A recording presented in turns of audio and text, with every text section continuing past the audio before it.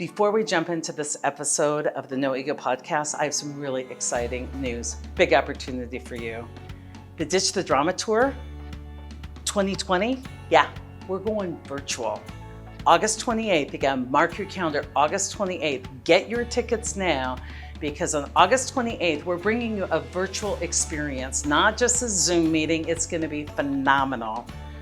I'm going to give you a reminder of some of the core principles. So bring your team who are new to the philosophy, and then we're going to go deeper, and we're going to focus on how to apply reality-based leadership philosophy to our times today. We're going to make it relevant.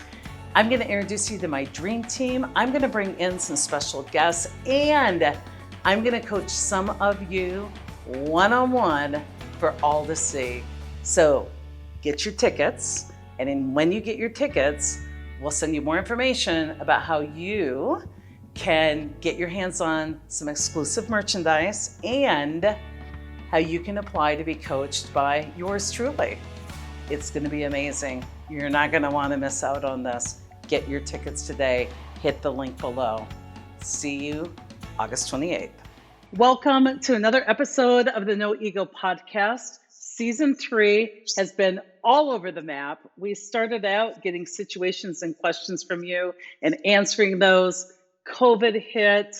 We took some solo time where you just got Wakeman stuck in Mexico riffing. And now I'm reaching back out to so many of my mentors and friends, colleagues, the people I rely on to get through tough times happily and with emerging better always. And so I had to reach back out to Stephen Matthew Adams. Some of you might know he's a personal friend, but also a great coach of mine, a great coach of others. Stephen, great to have you back on the podcast. Great to be back as always. It's like I was going through people. Oh, sorry, I'm jumping on you. Just thank you for having me. It's just all set for another wonderful conversation because it's just always so fluid with us. It is. And I tend to jump in. I get so excited. You know, what I've done for some guests recently is I've tried to take situations or questions like from our readers and our listeners and our fans and pose those to like an expert. But as I was going through this list of requests from people sending those in, there was just 1,000 that fell under the category of like any tips for getting through this major world health crisis and activated, amplified conversation on who we are as a country, and like anything you got that you can give us that would be helpful. And so I thought instead of doing a specific situation, I would call you. You're coaching people every day, and ask you, like, what is this pandemic revealing? What are people needing to learn? What are they getting practice at? I know for me, I had 3 months of complete solitude, and I thought I can go through this as a monk or a prisoner, like my choice. And it's been fantastic, although sometimes I think it feels insensitive to say that. But I've gone through some big disruption in all parts of my life, and it's been fantastic. And I've had to practice what I preach more than ever. So what's your experience? Like, are people reaching out, or what are people struggling with? I mean, I think what's sort of fascinating about this particular point in time and this particular set of circumstances is that on almost every level, we're all going through something similar.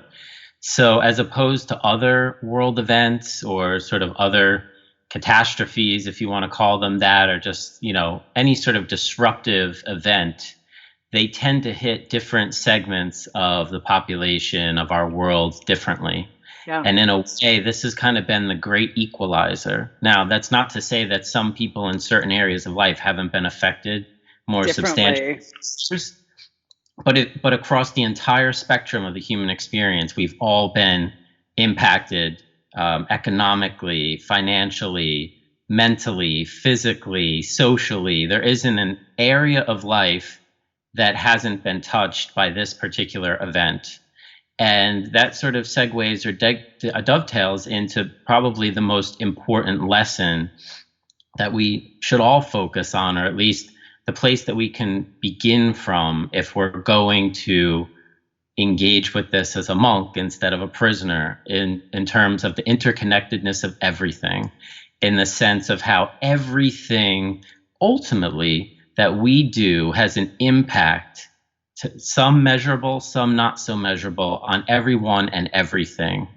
And one thing that sort of keeps coming up for me, just sort of in my daily life, living in New York City, although I'm on a little bit of temporary hiatus in New Jersey right now, is just sort of the necessity of being a conscious citizen, a conscious member of the community, and placing the greater good of the whole above and beyond the preferences of the self. And that is something that I think has been an Achilles heel in our society for some time. And we've been able to squeak by on the whole because we haven't necessarily been staring down the face of a global health pandemic or a global economic crisis. But having all of these quote unquote seminal events or catastrophic events occurring simultaneously has sort of thrust a very honest mirror in front of all of us as to who we are, right? Because one thing that I've said for a very long time is that who we are on a rainy day is who we really are. Yeah. Because everybody can be conscious and calm and compassionate and loving when everything is going the way that they want it to go. Not even to say that it's going right or well, but just in alignment with our own desires and our own preferences, which you and I both know we don't always do or don't always want what's within our own best interest, right? But when things start going in a way that become uncomfortable, inconvenient, or worse, quote unquote, you really get to see what you're made of. And so the biggest lesson in terms of coaching other people that I've highlighted for others is that you should really be looking at this entire situation as the greatest opportunity of your life, because you'll probably never in your lifetime, and maybe even in successive generations, fingers crossed in a way, they'll never have to experience something like this. If you don't come out of this period substantially transformed, then you missed one of the greatest opportunities in life. Because even those who are highly motivated, you know, people that are part of our communities or maybe sort of on the fringe or tangential to our communities, they, even if they're motivated to watch our videos or attend our seminars or read our books or even coach with us sometimes, they're not always motivated to go that one step further, to actually implement and integrate the lessons and demonstrate and embody those changes. Now you have no choice. Yeah, I have found that for myself. Like, from a therapy background, integration is the ultimate goal, right? It's where, and for those of us that are kind of self-help junkies, it's easy to intellectualize and love the intellectual exercise of studying and reading the great masters and imagining a future situation where we might apply that. But I have found for myself, it's like everything I've coached on, I have had to practice in some amplified circumstances and just get reminded and watch what this is revealing for me. And there's so much that you said, like in these times, it is showing me, here's who I say I am, but who am I really? And what do I stand for? Like, am I somebody who can accept when busyness and business declines? And I said I'm not a materialistic person, but who am I really when, how easily can I change my lifestyle and cope with fears of, you know, future income? Like, who am I really when I believe that maybe I don't necessarily agree with wearing a mask individually? Not true, folks. Wear a mask. But who am I when I'm asked by science and evidence to wear a mask even when it's not convenient, only for my doing my part in stopping the virus. Like, who am I really? Because I think that times like these show us how we act and how we think. It's like a day of reckoning. It's a huge opportunity. And I know that we're all going through this at once. I want to acknowledge, like, we're in the same ocean, but our boats do look a little different because, there's people that don't have the same resources or all of that. But I know for myself, my biggest lesson, compassion for my shadow side. Like, I like being the evolved one. I like, I'll never forget, as I came out of my first marriage, I spent a year just like getting evolved. And like Ram Dass said, if you feel so evolved, why don't you go home and spend a week with your family? Like, so I go into a second marriage as like this evolved one and try and put together a blended family. And I'm like, mind blown what happened to my evolution. There's some things that you cannot pass the test on and check off your list. That shadow side is always with you. And I've had to learn a lot of compassion, not contempt, for all of me. And especially, I've gotten really good at making amends. I've gotten really good at like doing do-overs. I've gotten really good at not being frustrated with how,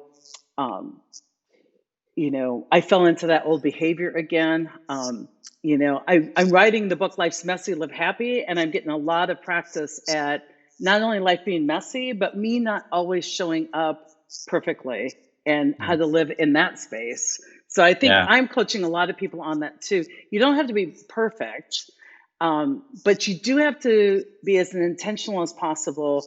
And you do have to stay engaged and paying attention and allowing yourself to be impacted by what's happening. Yeah, I mean, it was definitely a wonderful experience recently that I had with someone I was coaching. And we got toward the end of our work together, and she sort of wanted me to walk her through a day in the life of me. And, I kind of highlighted some things for her that I guess caught her a little off guard, that my life is not quote unquote perfect. Yeah. And I think that's something so important to highlight in our work. And I know that you and I have spoken at length about this multiple times, but this can't be repeated enough. That even those of us that do this work, that have been on a conscious and intentional path for what seems like an extraordinary amount of time, we're always learning, and we're always learning more about ourselves, and we're always having to reconcile the differential between what we believe our identity is and what we project out into the world and who we actually are under supposedly stressful conditions. And that's something that I've welcomed during this time. It's not comfortable. It's not fun. I think people just get snared by identity, right? Especially when you're a public-facing person or persona. And that can be a stress in and of itself, that you feel like you have to act quote unquote perfectly, and you have to sort of assume this role of master. And yet, I know you and I have spoken about this before as well, that the true master is always the student. True master never feels like a master, because they know that there is no such thing as mastery. And when I conveyed that message to the person I was coaching with, there was such a sigh of relief and such a weight off of her heart, because most of the people I end up working with work in corporate America. They're very ambitious. They're very goal oriented. They're very achievement oriented and feedback oriented, right? External validation. And so for me to communicate to her, someone that she was working with and obviously derived, a fair amount of benefit working with, that I wasn't perfect and I wasn't holding myself to a certain iconic level or static level of perfection, just gave her so much ease to know that even though the journey is lifelong, it doesn't have to be a burden. It doesn't have to feel like work. It's just what is. And it's the way that we go about things. And a lot of the time, people look at the work that we do, and I'm sure you hear this as a common refrain as well. I didn't realize I was going to have to keep doing this. I thought I could just read your book. I thought I could just attend your seminar. My whole life would change. I could put it on the shelf and I'd never have to think about this or do anything different again. Well, it's actually the opposite, because once your eye is open, once your mind is open, once your heart is open, you can't unsee what you've seen. and you have to live this every single moment of every single day. But when you are able to sort of detach from that egoic necessity of achievement orientation, it allows you to be who you are in that moment, while at the same time doing the work to cultivate the truest, most harmonious, peaceful, happy version of yourself simultaneously. It's so true. And I think so many times, especially in solitude, that ego that was going out judging everybody else turns inward. And I find I've got this inner critic I hadn't heard from for a while that is constantly rating whether I'm doing good or bad. Like I had some tears the other day and it's like, oh my gosh, you're a mess. And I'm like, when did tears about sad things get to be a mess? But for me, it's just, it's being so in touch with not just this is progress, not perfection, but that it is the balance. So if I'm walking along, I'm always having to balance given the terrain I'm on and find a new equilibrium. And, you know, hiking, I stumble, or it's like, you got to get back up. Like the taking the expectations and just being okay with what is without that constant naming things as far as here it is, and my name for it is bad, or my name for it is good, or so I just really had to unhook from that. I want to go back to what you said about compassion, and this is such an opportunity for us to understand how connected we are to everyone. And I think that comes with a lot of fear for some folks because the ego likes to believe that I can make my own destiny, that I can have impact no matter what. And a big part of accountability is stepping into your full impact. But it's such a vulnerable position to know that I can do everything right and still be at the mercy of someone else. It's one thing to know that what I do impacts others, but it's another vulnerability to know that what they do impacts me. And I know how many times I disregard them. And so I can only imagine how many times they disregard me. And so there's a lot of work being done for me. And people are like, Sai, what should we do in these times? Or what's your best tip? Or what should you know?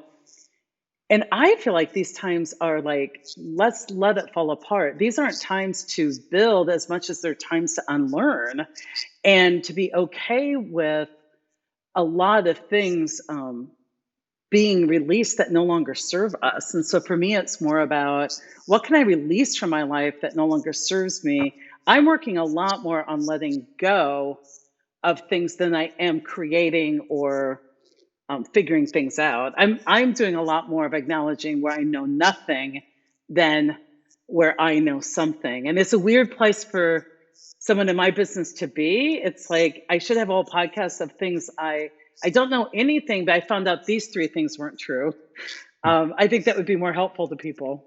Yeah, for sure. I mean, for me too, the sort of a very visceral everyday experience that I've had over the past few months is related to the mask situation.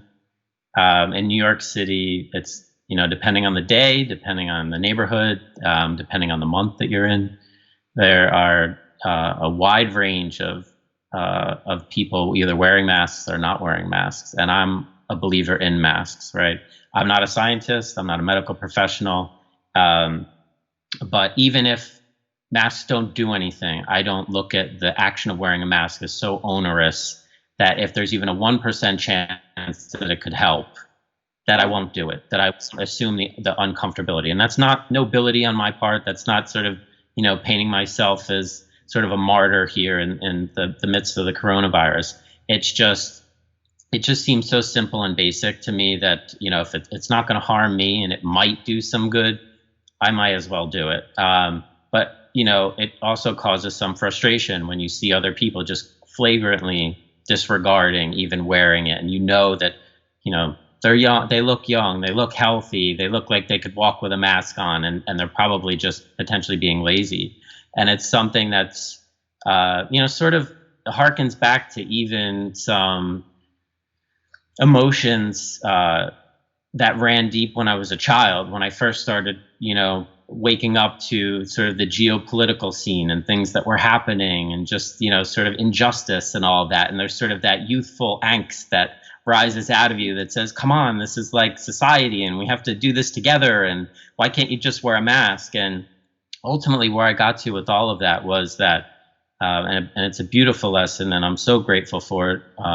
Even if it took a number of times for me being frustrated to learn it, that you can't tell other people what to do. You can only embody the example of it and hope that you influence them in some way, shape, or form. Right. And I think it speaks to our teaching in general, right? And as well as I do, people come to us for answers. And it's something that conversation I had with the last person I worked with.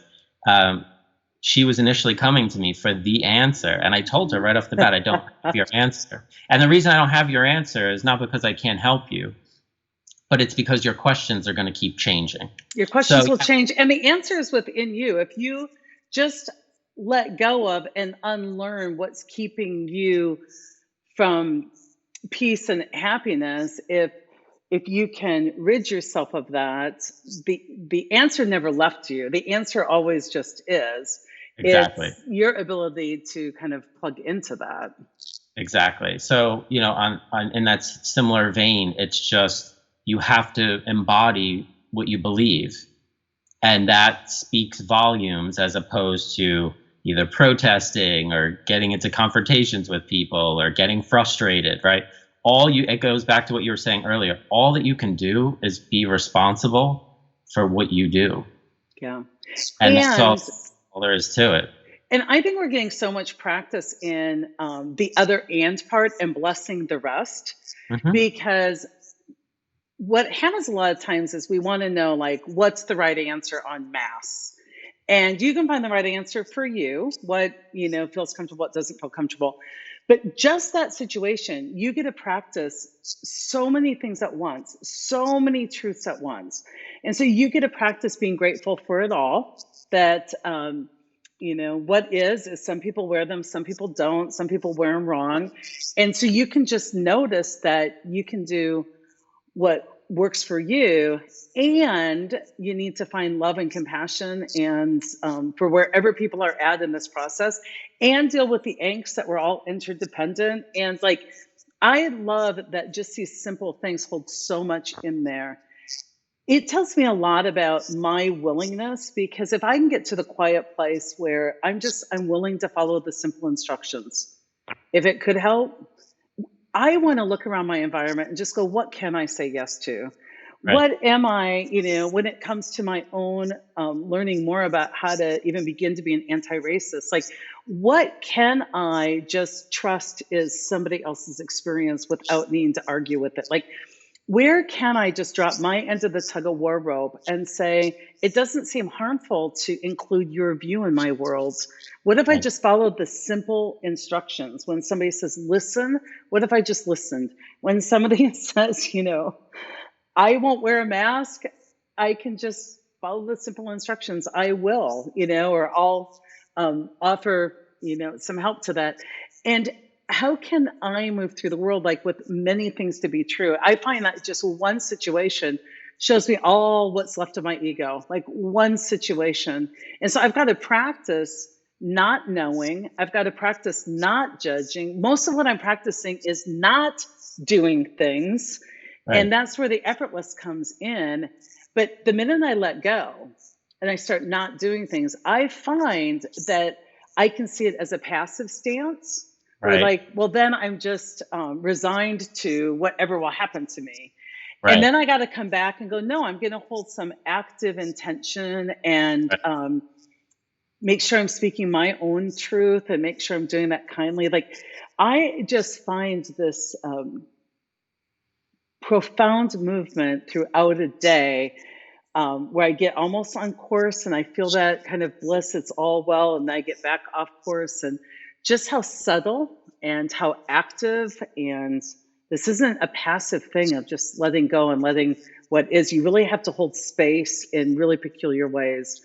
It's kind of blowing my mind, all the good places to practice. So yeah, and I think, again, it's just sort of one of those things that the essence of life and the intrinsic and inherent nature of uncertainty of life that terrifies people. And when the world was the way it was pre-COVID, a lot of people could go about their days and go about their lives and sort of sweep that under the rug.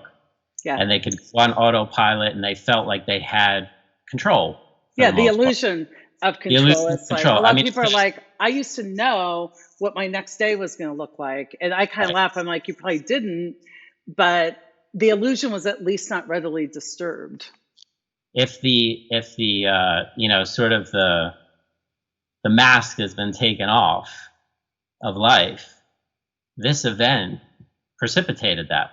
Mm-hmm. Right? To really show people what the essence of life is, that you really don't have as much control as you think that you do. So sort of the binary irony of the whole thing is that most people never want to accept the uncertainty. They don't want to accept the things that they don't have control over, but they don't take control over the things that they do. So when those collide, that becomes incredibly disruptive. And at that moment, for people that were sort of operating in those unconscious spheres, right, sort of in the center of that Venn diagram between those two binary elements, that becomes cataclysmic for them, because now everything that you have no control over is apparent everywhere, abundantly apparent in every aspect of life. And all those things that perhaps you weren't tending to consciously, that you did have control over, are. But the interesting part about quarantine as an experience is that it has been a wonderful opportunity to tend to your garden, in a sense, because you weren't able to be distracted socially. You weren't able to be distracted or blame or use as a, sort of a rationale for not tending to these things, that you had a long commute, or you were at the office, or you had to go pick up your child from daycare, whatever, flavor of quote unquote excuse or rationale that you want to put forward, your world became very, very small. And all of the things that at the same time became clear that you had no control over, all the things that you do have control over did become clear, because you're only operating within that space for the most part. So this is why I say to people, if you don't come out of this experience completely transformed, because it only takes, as we know, sort of like these small little pivots to initiate miracles, a significant momentum and change, then you really squandered an extraordinary opportunity. Because for most of us, it's the sort of getting over the coefficient of friction of that initial motivation. And that's beyond buying a book, going to a course. That's taking what you've learned and putting it into action, integrating into your life. Yeah. Trying it imperfectly, knowing that you're a novice. Like, it's the actual being willing to be vulnerable about that. Yeah. I love what you're saying, because I think when the distractions of the external world, like we've been so focused on the problem is this world, we got closed down to the problem is in our world. So it's my world. And I think you really highlighted, because I find people get over responsible or believe they have more control than they do about what they can't control, which is the ego's work of illusion and keeping you feeling as though you're more impactful and important than you are, right? Which is separation.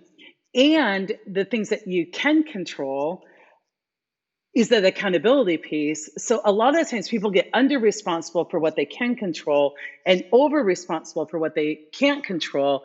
And that's the path of suffering in a nutshell. So how to get out of that for people that are listening? You have to really work and with your hangups about impermanence. People have to, in the external world, they have to quit anchoring their confidence in things will be predictable and anchor their confidence in, I am part of a human race that we can, together we're genius. And if we can come together, we can have some really great responses to that. And then you're dealing with impermanence out here, and you're dealing with imperfection in here, which the ego does not like at all. So the ego has lost it's illusion of control, and it's lost this sense that you can continue to say that you're the victim and that none of this really is, your fault. Like for me, it's like, oh, I can't exercise because I travel, and all of a sudden I'm not traveling. I'm like, well, what's your excuse now? Well, I don't have time except for the 4 hours I'm now watching Netflix that I've never watched in my lifetime. Like we just got left with ourselves, and it was a check-in about, is what we believe match with the reality of the world, and is how we move through the world match with who we thought we were and our own values. And usually you just get glimpses of one of these little pieces for a wake-up call, and a lot of us got it all together. That, I think that's why people really feel like things are falling apart.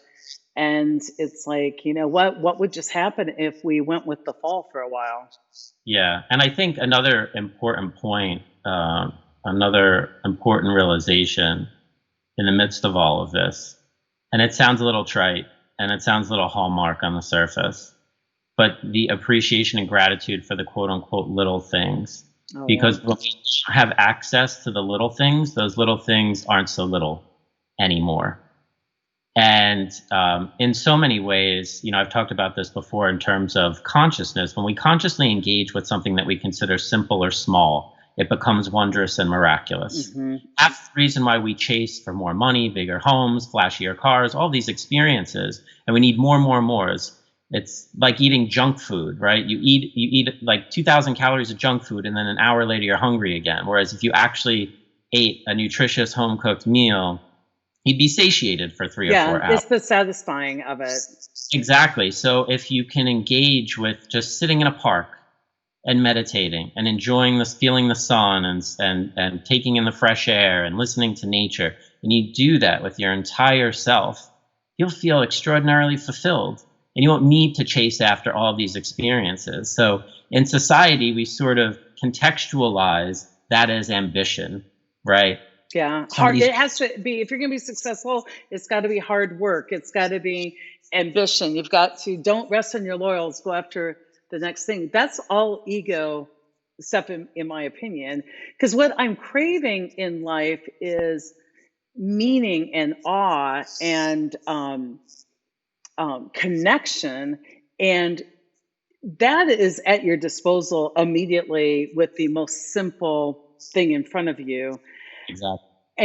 And that's where I think we miss the point, because we keep going, it really can't be that simple. And I think it was Neil Strauss just today or yesterday on his Instagram, which, by the way, his stuff is amazing. Do you follow Neil Strauss? No, and I will definitely. You will love his stuff.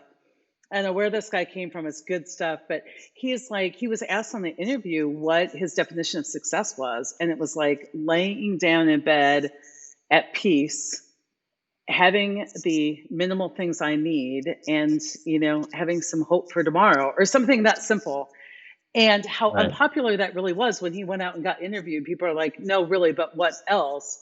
And like most of the world's population doesn't have that. And so, we say it's the big equalizer, but whether or not it's the big equalizer is what we allow it to be for ourselves. And if we use this to join the human race again, and all that stuff out there, it's like what you're craving is right here. You just got to rejoin it, and join it from a place of vulnerability, not a place of ambition. Yeah, the ironic twist of things too, when I've encountered people who've sort of bemoaned the situation, I can't go out, I can't go to my favorite bar, I can't go to my favorite restaurant, I can't go to concerts, I can't do any of this stuff. And then immediately what came to me was, but most of the people that are complaining, right, they have a home. They have enough money to buy food. And we live in an era that you can go on to, a large percentage of the population. I'm not saying this is relevant for everyone, right? There are people in very extreme situations. But a lot of the people that tend to have,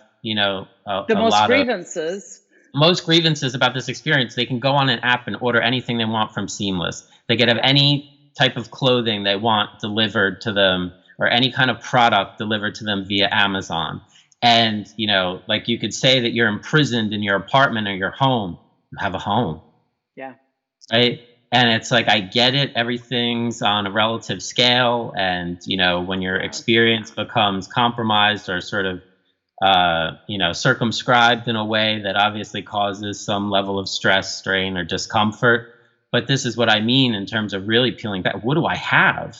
There are millions of people who sort of immediately and unexpectedly lost their primary source of income. And these are people sort of living paycheck to paycheck, who have no savings, who are now having to rely on government programs, which are in peril half the time.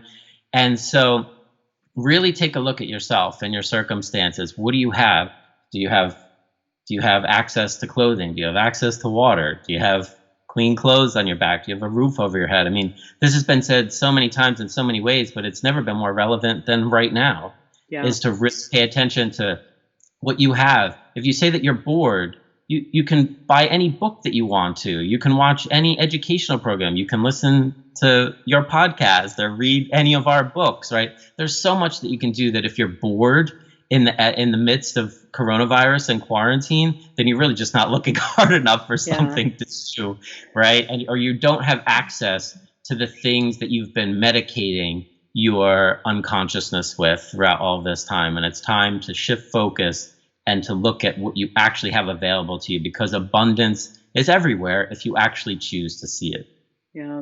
And I have a lot of compassion because people are responding to what they've been primed to and what they've been told.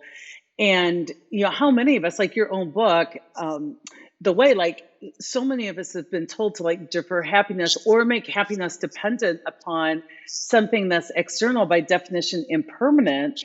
And Absolutely. that drives our angst, because I know that at any moment, what I'm over dependent on or over attached to could be removed from me.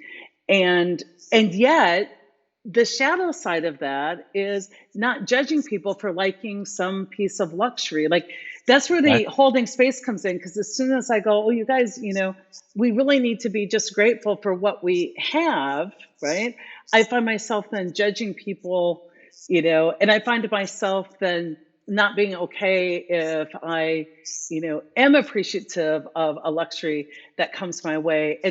And that is that imperfect road forward that is only, there's no right or wrong answer to this. It's simply noticing what is the source of suffering, seeing if it's a belief to let go of, an attachment to let go of, something to unlearn, something to counteract, and try something quite the opposite to learn more about that spectrum or that polarity in your life. Like, it's a bit of bumbling through, noticing, reflecting, contemplating with like no key to the test. There's no answer key anywhere out there. And I think that's why we're seeing a lot of people. I know people I'm coaching is like, they're like, I got this. I'm feeling great. I'm so grateful. Yeah. And like 4 minutes later, they call me back. They're like, I can't stop crying.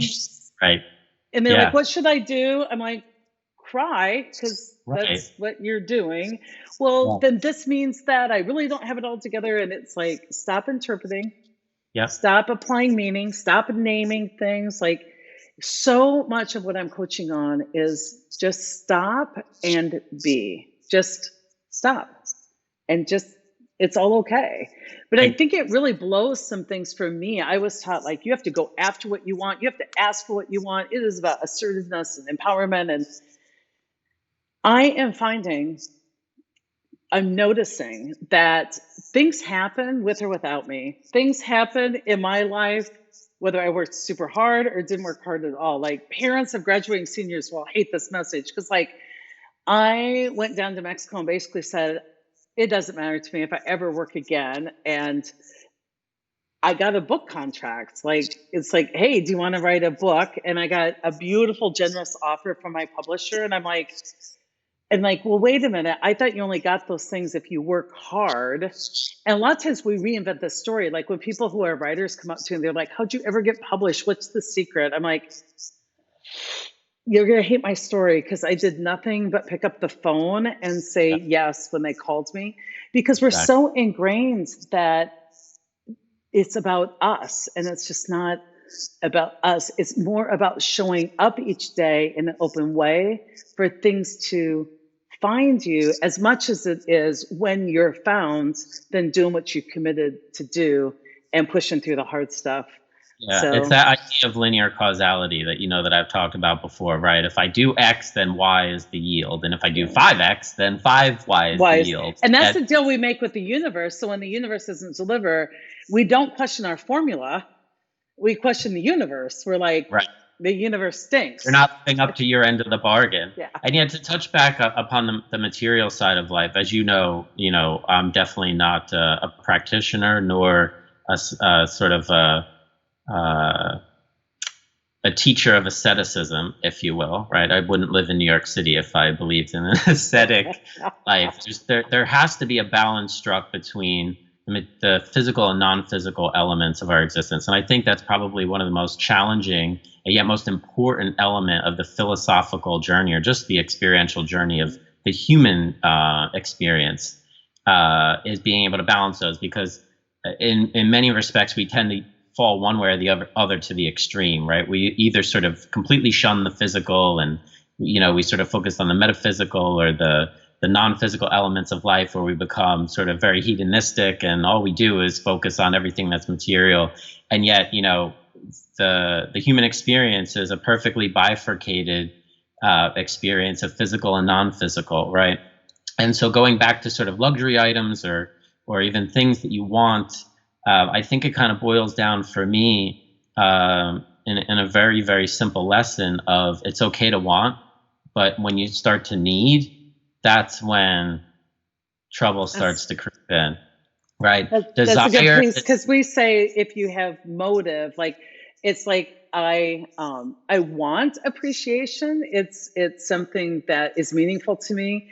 When I move into needing it, or like I want love in my life, when I move into needing it, that's when my behavior gets corrupt and manipulative, and I'm trying to, ego is edging God out in my world. It's like I'm trying to, take the steering wheel and drive this thing. And I think that's so important. It's an important distinction. Yeah, but either money, nice clothes, fancy trips, whatever, you want to put under the category of luxury, there's nothing wrong with desiring those things. There's nothing wrong with seeking or desiring or wanting to engage with the experiences that feel aligned to you, that sort of make life enjoyable, right? I'm not a believer that life is meant to be suffered through or endured. I think it's meant to be engaged and experienced. But it's when that car, that amount of money, that house, that title, whatever it is, becomes a need, that it's a predicated requirement for me to feel peaceful, for me to be happy, for me to be compassionate, kind, and loving toward others, to be my best self.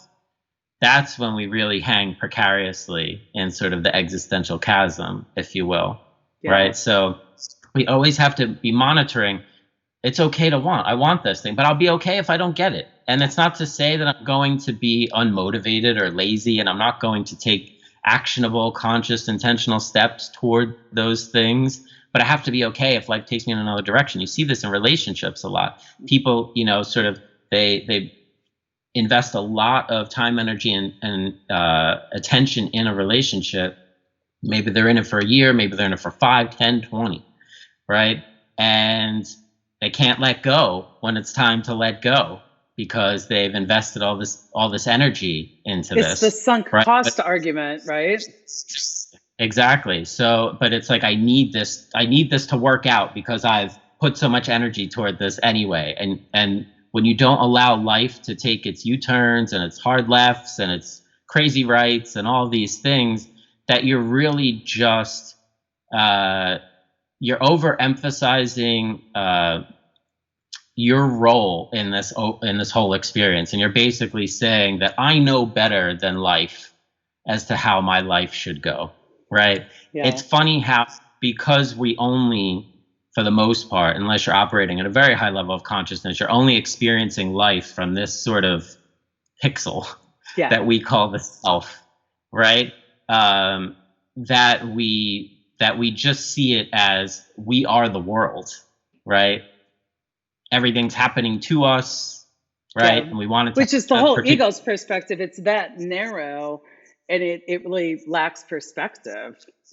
right. It, But when you I get up that and see that you're one actor on the stage that is your life, and there are going to be actors coming in on cue, off cue, unexpectedly, flubbing their lines, exiting when they weren't supposed to, coming, quote unquote, supposed to, coming in when they're not supposed to, the set falling down, the audience leaving, right? All of these things.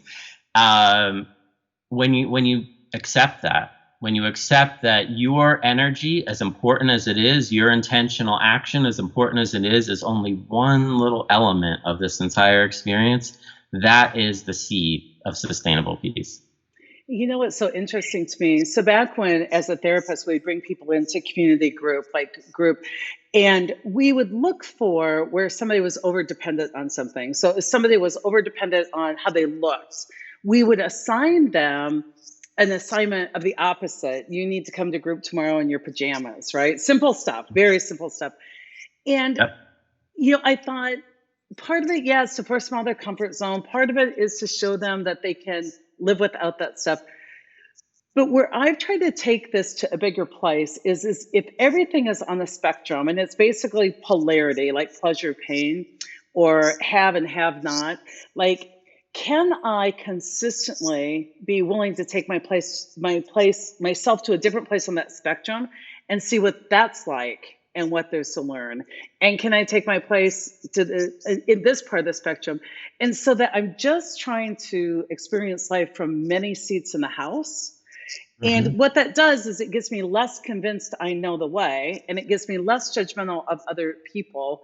So there are times in my life, it's like that I just could never reward myself with something nice. I came from not a lot, and I had judged people who carried Louis bags and they're ostentatious and you don't need to show your wealth off, and there's all these starving children. I was as much a prisoner by not being able to use some of the wealth I had created to buy a Louis bag as I Right. was. So then it's like, well, it was a huge risk. It was like a 3-month process for me to finally go, screw it, I'm going to do this. And then to go through maybe accumulating a Louis and a Prada, and then all of a sudden saying, gosh, my life is really different right now. Do I even need all those things? And can I, downsize? And if I'm willing to take my place at directing the show, being an audience member of the show, it helps me get so much internal wisdom about myself and unhook over and over again from all these places my ego likes to attach to. But it also helps me go out into the world like more lovingly and more compassionate because, I've had a lot of resources in my life. I've been homeless and slept in a pup tent for a few months. And it's not that I can know it all, it's that I can experience enough times that no matter where I'm at, I still have to practice letting go and not being righteous and, not approving or disapproving and attaching and having motive and needing and desiring. And I've noticed that about myself recently on how for me it's more about just taking whatever place on the spectrum life presents me today and getting okay with that. And then Yeah. I can be really blessed and I can get okay with that. Yep. That's wonderful. Yeah. I mean, for me, one thing that I've definitely encountered in my own life is a palpable letting go, and not letting go of things, but letting go of trying to keep it all together and trying to overcompensate for others and myself. And just sort of, if this is how it's going to go, and maybe it's not the way that I want it to particularly go, it doesn't fall in line with my desires and my preferences, I'm just going to get out of my way, my own way, and I'm going to get out of life's way. And it may yield even increasingly uncomfortable experiences or less than desirable experiences. But I ultimately have to cultivate the faith and the confidence in the universe and life that everything is going to fall together, even if it seems like it's falling apart, right? So that's been a beautiful experience. It feels so good to, you could almost describe it as not caring, but it's not caring. It's not caring. It's just letting go and just saying, if this is how it's all going to shake out, it's okay. It's Because not resignation. It's not passive, it's not caring, it's being okay, knowing there are so many possible positive possibilities and trying to be okay with it all. And there's something so freeing about that. Like, I would be thrilled if I got to travel again, and I'll be thrilled if I never get to travel again, and every combo kind of in Yeah. between. Yeah. And It's it's just interesting. accepting those experiences as teachers, right? It's, it's something that you and I have talked about together in terms of not take life as a serious experience to not be taken seriously, That's a big one right? for me too, that I don't always have to be making meaning out of every single moment. The minute I get too into making meaning, that shows me I need to back up and just like not have to understand or have it be a self-help experiment. Right. That you just sort of like hinge your well being, internal, external, all of it on these outcomes, right? And that it's ultimately, if you step back and you just sort of laugh that, like, oh, you lost your job, or, oh, and it's very difficult. I'm not saying that this isn't a challenging experience, but, just because something's challenging doesn't mean it's less than worthwhile or less than valuable. You lost your job, you lost your relationship, you had to move, whatever the case may be. There's a beauty in surrendering to all of that. And I think if most people reflect back on their lives during the experiences or times that they considered to be turbulent at that time, most of the time we fall down the stairs and land on our feet, right? And we only sort of realize, like, oh, wow, that all worked out after you stand up and sort of dust yourself off, right? Yeah. In the midst of it, like, why is this happening? I can't believe this, all this stuff that I worked for, and I'm a good person, and these things shouldn't be happening to me, and just all these, sort of rationalizations that are ultimately sort of foolish in the grand scheme of things.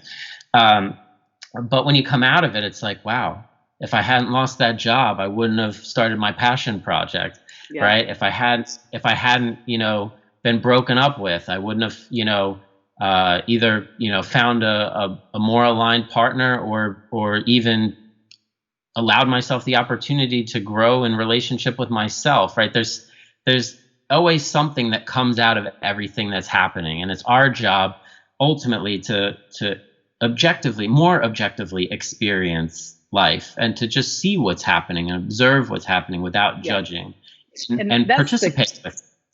Yeah, and that's the key, is this observation, because it's not so much I have to let go of like losing a job. I have to let go of how I defined that job as the ultimate thing I was supposed to be doing. I have to let go of a lot more of my belief systems, because once we name something, we take out all possibilities of it, right? I mean, we Right. limit it so narrowly. And I've experienced this, that a lot of times my suffering is from my narrow definition of it. And when we Right. studied resilient people, one thing they had in common is they could look back and they had perspective, and they knew just by definition they were standing here, they were a survivor, right? They were Right. still here. And they could see so many times where things looked horrible but turned out better. And Yeah.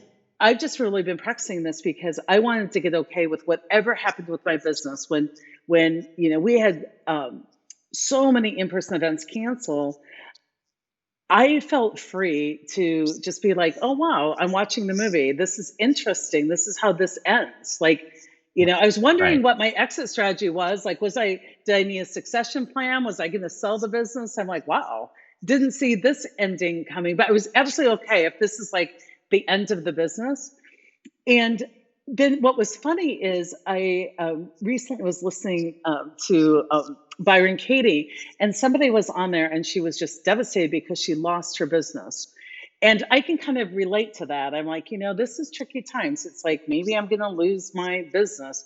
And I'm listening to her, and she got into this turnaround on how you could see what's more true. And what this woman found that was more true is, I found my business.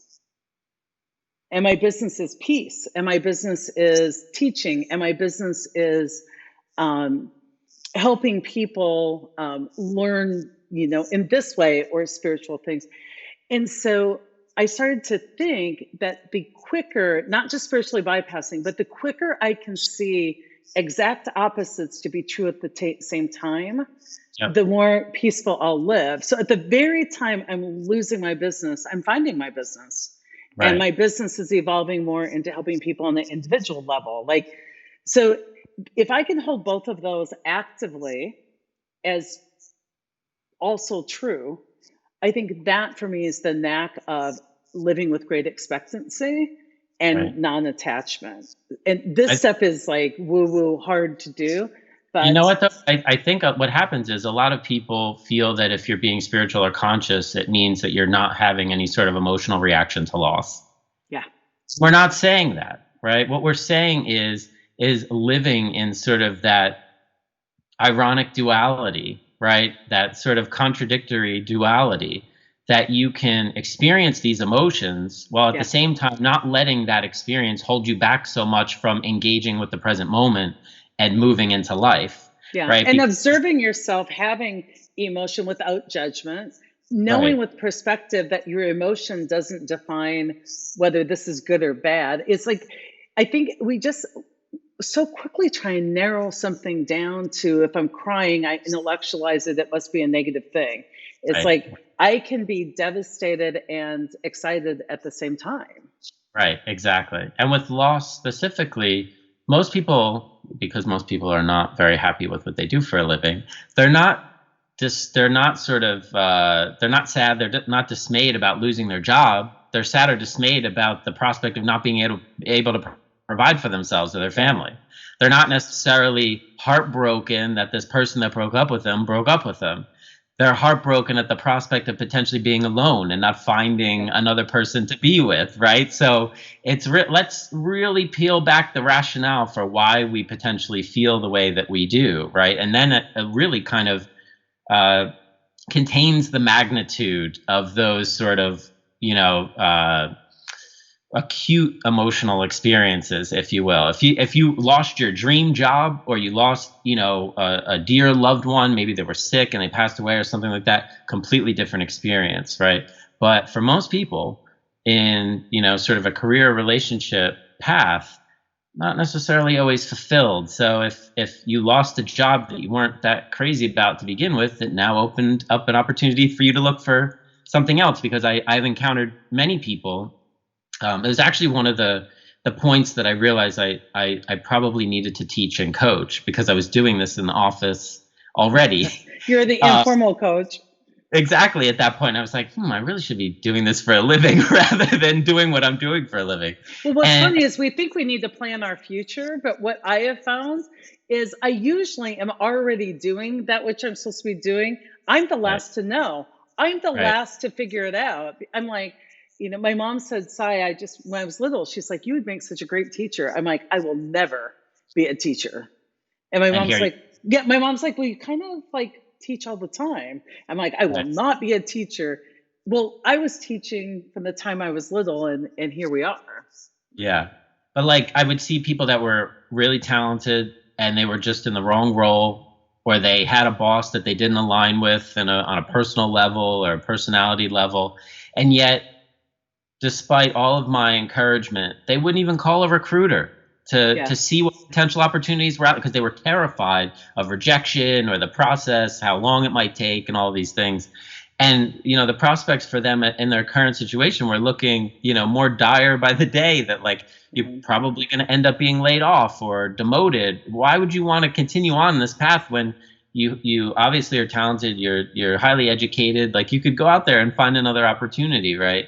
Yeah. So but that's sort of what we were saying at the outset of the talk, is that this disrupted life on every level, to every element, every aspect of life, to such a substantial degree that you're forced to do something to this. Now you have two different reactions to this. You could curl up in the corner and start crying all day, and do that for maybe for an hour, that's okay, but for 3 months, that's probably not the best course of action.